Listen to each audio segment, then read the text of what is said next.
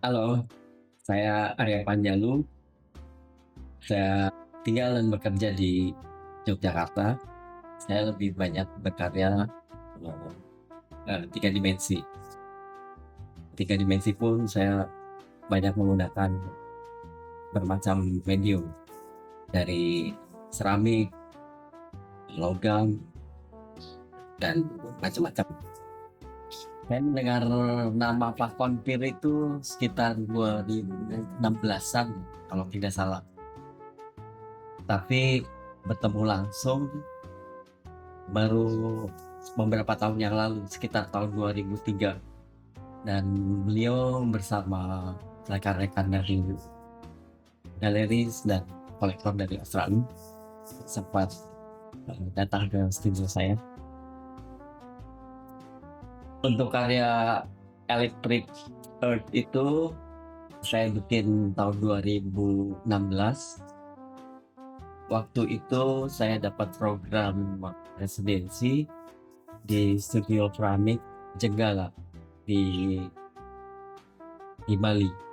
Itu salah satu studio keramik paling tua dan paling besar sampai sekarang.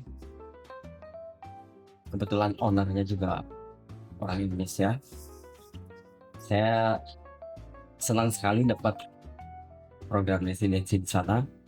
Program itu salah satu bagian dari programnya Ceramik Biennale di Galeri Nasional Jakarta.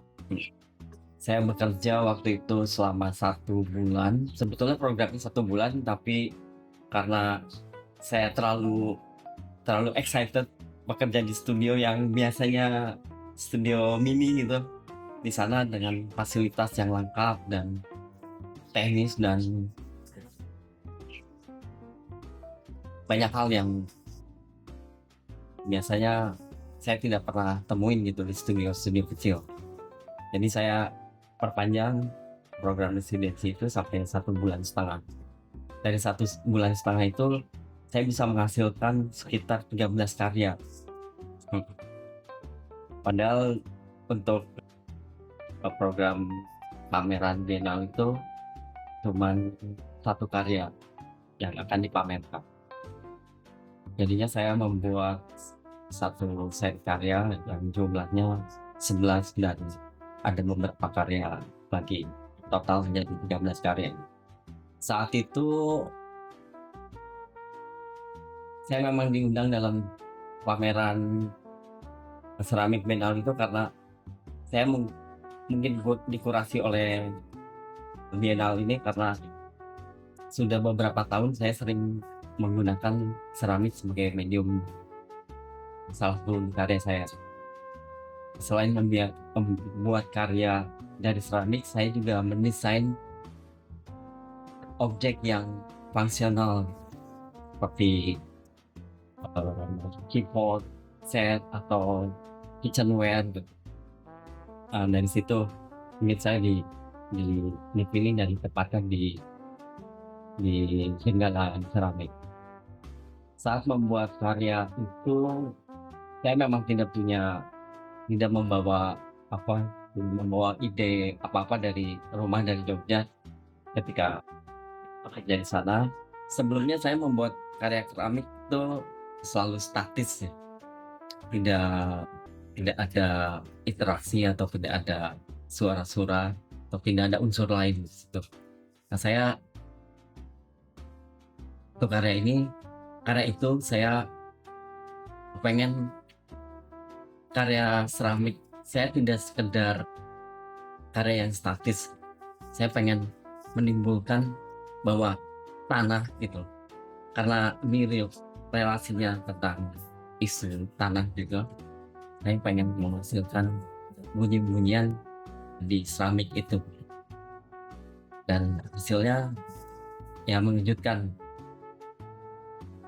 Memang tidak gampang karena itu berhubungan dengan suara dan resonansi, harus ada tuning segala macam lah. Kalau di dunia musik instrumen harus di tuning biar suaranya mungkin ini lebih tinggi melengking, ini lebih rendah dan segala macam.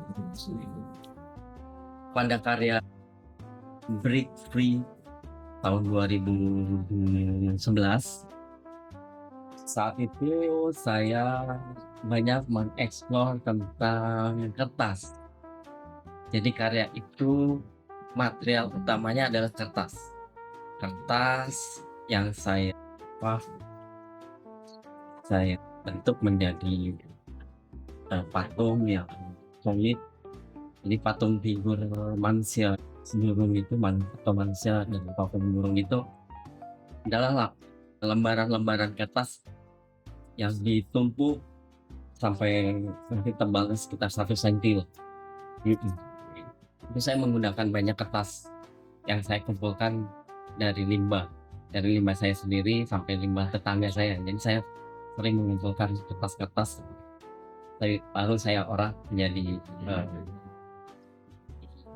material buat karya. Saya senang dan bangga 2 karya yang di koleksi Pak Konfir itu merupakan 2 karya yang mewakili medium yang saya explore di saat itu gitu. Dan itu terus terang saya juga sangat senang dengan 2 karya itu. Jadi saya senang banget karya itu dikoleksi dan dirawat di tempat yang tepat gitu. Harapan saya untuk Pak Konfir ini bukan sekedar pengoleksian karya, tapi bagaimana seorang Pak Konfir bisa mengumpulkan dan mengaksipkan karya seniman Indonesia. Saya bersyukur sekali kenal dengan Pak Konfir dan karya beberapa di sama Pak Konfir.